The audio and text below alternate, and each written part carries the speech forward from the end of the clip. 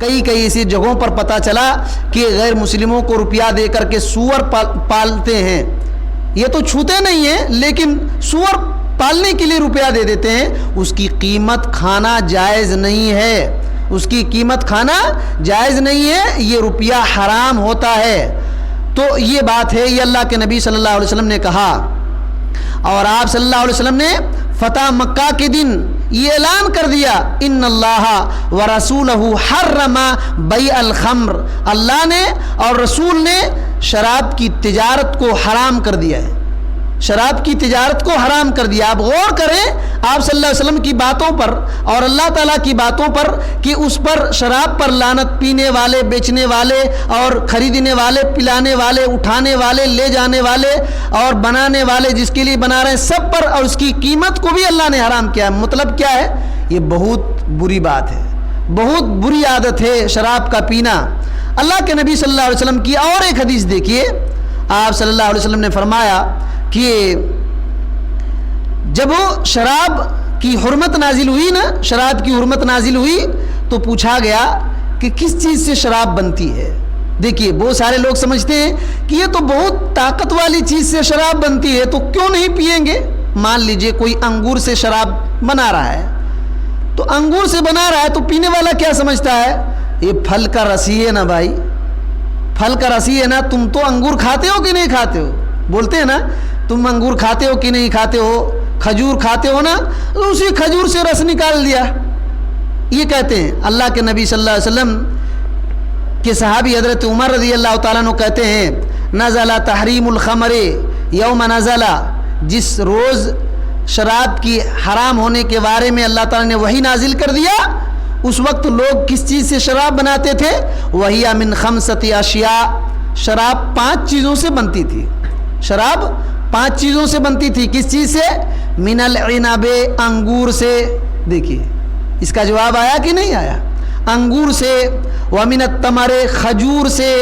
اور تیسری بات والعسل, شہد سے. اور چوتھی بات حنطت, اور گیہوں سے. اور 5ویں بات الشعیر, جو سے. یہ طاقت کی چیزیں ہیں کہ نہیں ہیں؟ طاقت کی چیز ہے نا, اس کو کھانا جائز ہے نا. انگور آپ دبا کے کھائیے, کھا سکتے ہیں. اور پھر کھجور آپ کھائیے, بہت طاقت والی چیز ہے.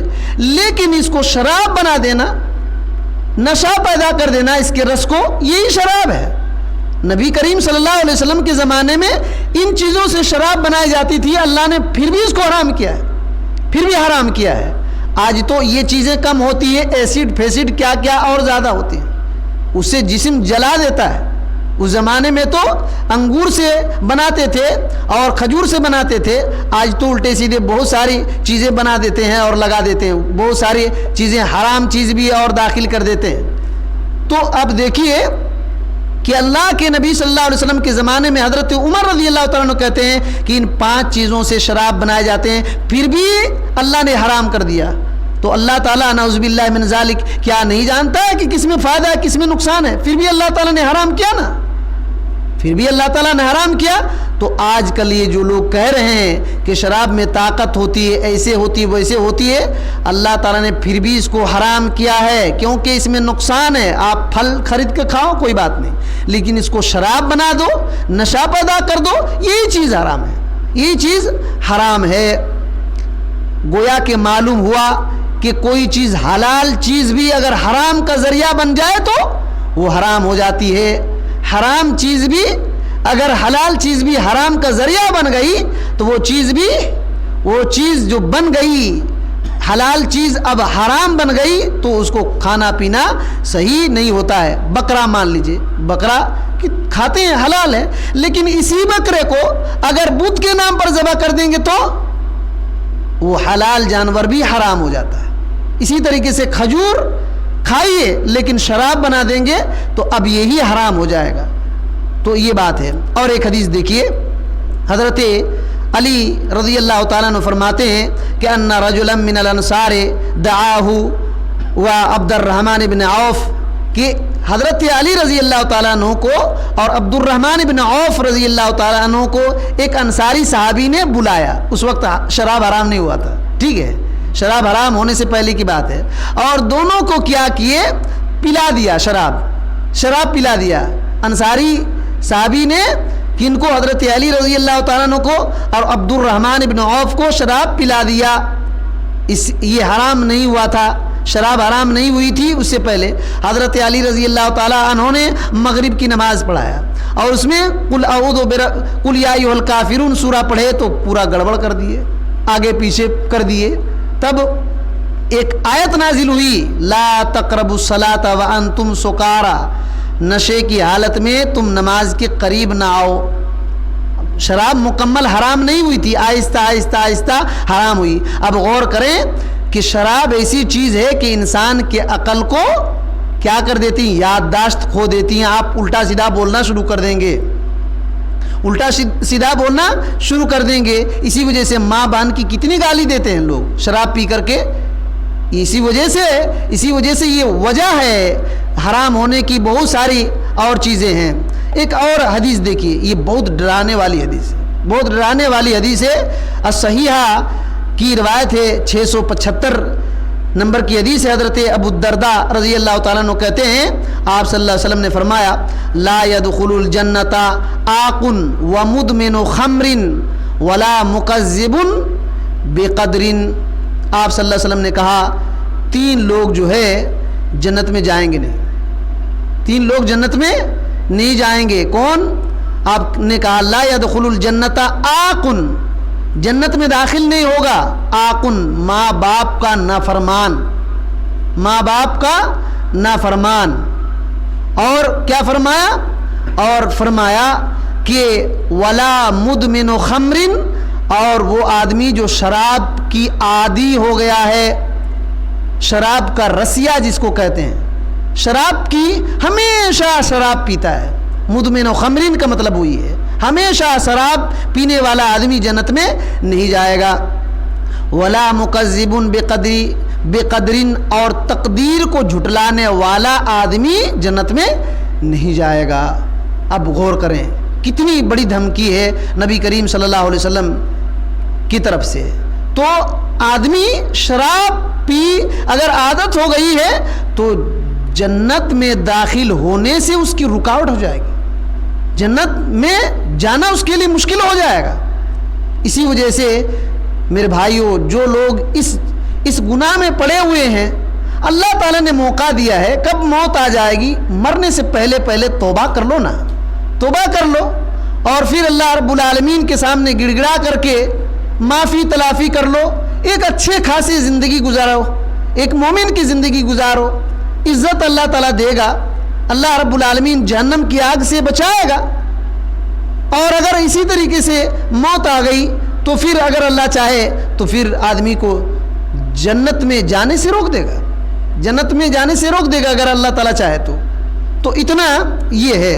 ایک نسائی کی حدیث میں یہ ہے کہ ولا قاطع رحمن، اس میں ایک نسائی کی ایک اور حدیث میں ہے، کئی اس کے تعلق سے اور کئی حدیث ہے. ایک حدیث ہے صحیحہ کے اندر 670 پر 8 میں حضرت ابو موسیٰ الاشعری رضی اللہ تعالیٰ عنہ کہتے ہیں کہ نبی صلی اللہ علیہ وسلم نے فرمایا لا يدخل الجنہ مدمن خمر، کہ ہمیشہ شراب پینے والا جنت میں نہیں جائے گا. ولا مؤمن بسحر، اور جادو پر یقین رکھنے والا جنت میں نہیں جائے گا. اب دیکھیے اس حدیث میں کچھ زیادہ الفاظ ملے. جادو پر یقین رکھنے والا آدمی جنت میں نہیں جائے گا. ولا قاطع رحمن، اور رشتے کو کاٹنے والا جنت میں نہیں جائے گا. اب غور کریں کتنے لوگ جادو کو سچ سمجھتے ہیں، جادو کرتے ہیں یا تو کرواتے ہیں. یاد رکھو جو آدمی جادو سیکھتا ہے وہ مسلمان نہیں ہے، وہ مسلمان نہیں، چاہے نماز پڑھے کلمہ پڑھے کچھ بھی کرے. جادو سیکھ لیا وہ اسلام سے باہر ہو جاتا ہے. اگر اسلام میں آنا ہے تو اس سے توبہ کرے اور ہمیشہ کے لیے چھوڑ دے، پھر کلمہ پڑھ کر کے آ جائے. لیکن جادو سیکھنے والا دائرے اسلام سے خارج ہے، اسلام سے نکل جاتا ہے. جس نے جادو سیکھا یا تو جادو سکھایا وہ مسلمان نہیں ہے، وہ مسلمان سے نکل جاتا ہے. اسی وجہ سے جو آدمی جادو پر یقین رکھتا ہے ایسے آدمی کو بھی جنت میں جانا مشکل ہو جائے گا. کتنے لوگ دیہاتوں میں کھیڑا گاؤں میں جادو پر یقین رکھتے ہیں اور گھر کے مسائل کو جادو سے حل کرتے ہیں. اگر بیٹا بات نہیں مان رہا ہے تو جادو کروا کر کے کیا کیا کھلا دیتے ہیں تاکہ ہر بات اس کی مانے, چاہے جائز بات ہو ناجائز بات ہو. بیوی کوئی بات نہیں مان رہی ہے, بیٹے کی بیوی گھر میں, تو کیا کرتی ہیں ساس, کیا کرتی ہیں جادو کرا دیتی. بہت بڑی غلطی کر رہے ہیں, بہت بڑی غلطی کر رہی ہیں. کوئی بات نہیں مانی تو اس کو سمجھاؤ بجھاؤ. جادو کرانا یہ صحیح نہیں ہے, غلط بات ہے. جادو پر یقین ہو گیا جنت میں جانا مشکل ہو جائے گا, جنت میں جانا مشکل ہو جائے گا. ہماری بات تو اور کئی ایک بات ہے, ایک اور حدیث پڑھ کر کے اپنی بات کو ختم کرتے ہیں, وقت بھی زیادہ ہو جائے گا ورنہ اس کے تعلق سے اور باتیں ہیں. ایک روایت اس پر علماء کرام نے گرچہ اختلاف کیا ہے, کچھ علماء نے اس کو صحیح کہا ہے, کچھ نے حسن کہا ہے, کچھ لوگوں نے ضعیف بھی کہا ہے, لیکن ڈرنے کی بات ہے. آپ صلی اللہ علیہ وسلم نے کہا مدمن الخمر ان مات لقی اللہ کعابد وثن, کہ ہمیشہ شراب پینے والا اگر اسی حالت میں مر جائے, توبہ نہیں کیا, اسی حالت میں مر جائے تو اللہ رب العالمین سے ایسی حالت میں ملاقات کرے گا جیسے کہ بت کی پوجا کرنے والا آدمی ہے. بت کی پوجا کرنے والا آدمی جس حالت میں اللہ سے ملاقات کرے گا اسی حالت میں یہ بھی اللہ سے ملاقات کرے گا. کتنی ڈرنے والی بات ہے, کتنی ڈرنے والی بات ہے. تو اسی وجہ سے شراب جو ہے یاد رکھیں یہ قیامت کی نشانی بھی ہے, قیامت کی نشانی بھی ہے شراب کو پینا. بخاری کی ایک روایت ہے حدیث نمبر 80, حضرت انس بن مالک رضی اللہ تعالیٰ عنہ کہتے ہیں نبی کریم صلی اللہ علیہ وسلم نے فرمایا ان من اشراط الساعہ, قیامت کی نشانیوں میں سے ایک نشانی یہ ہے کہ ان یرفع العلم, علم اٹھ جائے گا, علم اٹھا لیا جائے گا. ویثبت الجہل, اور جہالت ثابت کر دی جائے گی. علم اٹھایا جائے گا تو علم جب اٹھ جائے گا تو جگہ خالی ہو گئی نا, تو کیا آ گیا جہالت. اور وہ اشرب الخمر, شراب پیا جائے گا, شراب پی جائے گی. ویظہر الزنا, زنا عام ہو جائے گا. یہ قیامت کی نشانی ہے. تو یہ جو شراب بہت زیادہ پیا جا رہا ہے روڈ کے کنارے گھر میں لا کر کے, اور اس کے بزنس اور خرید اور فروخت ہو رہے ہیں, یاد رکھیے یہ قیامت کی نشانیوں میں سے ہے. جو اس سے بچ گیا وہ بہت ہی خوش نصیب انسان ہے, اور جو اس میں ڈوبا ہوا ہے اللہ تعالیٰ سے ڈر کر کے اس کو پلٹ جانا چاہیے. یقیناً اللہ رب العالمین بخشنے والا ہے, رحم کرنے والا ہے. بندے کے توبہ کو اللہ رب العالمین بندے کے توبہ سے بہت خوش ہوتا ہے. اس گناہ کو چھوڑ کر کے اللہ کی طرف رجوع ہو جانا چاہیے اور پھر ہمیشہ کے لیے چھوڑ دینا چاہیے. اللہ رب العالمین سے دعا ہے کہ اللہ تعالی ہمیں یہ باتیں سن کر کے سمجھنے کی توفیق دے, اور اللہ تعالی ہم جو بچے ہوئے ہیں اللہ تعالی ہمیشہ کے لیے ہم کو اس چیز سے بچا لے, اور قیامت کے دن جو الرحیق المختوم ہے اللہ تعالیٰ وہ ہمیں نصیب کرنا. اور جو اللہ تعالیٰ جو دنیا میں اس گناہ میں پھنسے ہوئے ہیں اللہ تعالیٰ ان پر رحم فرما, ان کو چھوڑنے کی توفیق دے. آمین. السلام علیکم ورحمۃ اللہ وبرکاتہ.